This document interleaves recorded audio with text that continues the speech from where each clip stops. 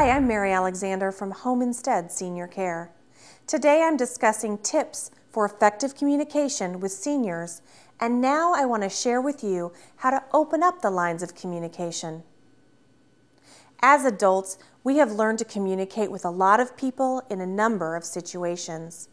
But talking with our parents about sensitive topics such as failing health, driving, finances, and living situations can be very tense conversations.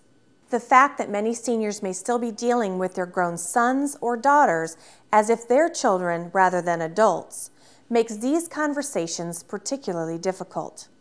But aging issues need to be addressed, and it's better to broach these topics before a problem arises or there is a crisis. A good rule of thumb is to start talking while your aging parents are fairly healthy and there are no apparent concerns. Home Instead Senior Care, an international leader in providing in-home services for the elderly, recommends the 40-70 rule. The idea is that if you're 40 or your parents are 70, it's time to start talking, at least about certain senior topics. Starting these conversations can be done by simply making time to listen. What do I mean by that? Well, we're all so busy these days that one of the biggest challenges in dealing with the elderly is to slow down and find the time to be fully present and listen. Don't try to discuss important issues when you're driving to a meeting, helping the kids with homework, or are rushed and preoccupied with other issues. Talking about critical issues with your parents means taking time, being patient, and recognizing that solving any issue will probably require more than one discussion. It's important to go into all of these conversations with an open mind and be open to other options. You may think you have all the answers, but be sure to pay attention to your senior loved ones' ideas and fears that they may express indirectly.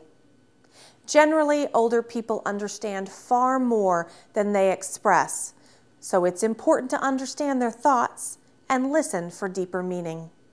For example, if you notice that your parent seems to be having a hard time taking care of the house or personal grooming habits since their spouse passed away, there is no need to immediately suggest assisted living.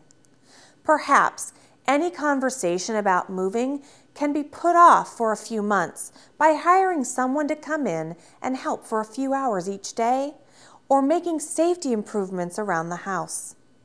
Being receptive to what your parents have to say can go a long way toward opening lines of communication.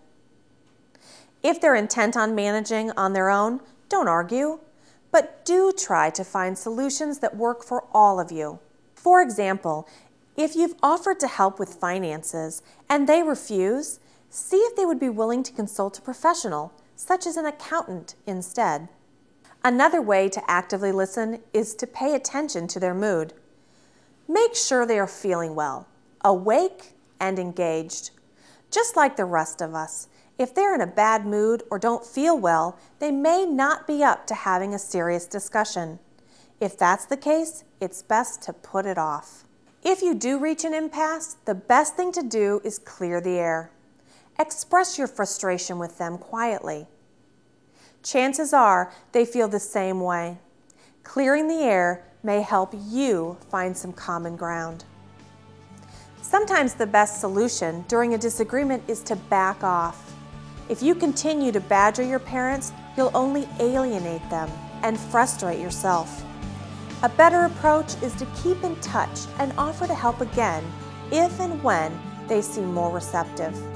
So now that you've learned when and how to open up the lines of communication, let's talk about what are likely to be some of the most difficult topics for you and your parents.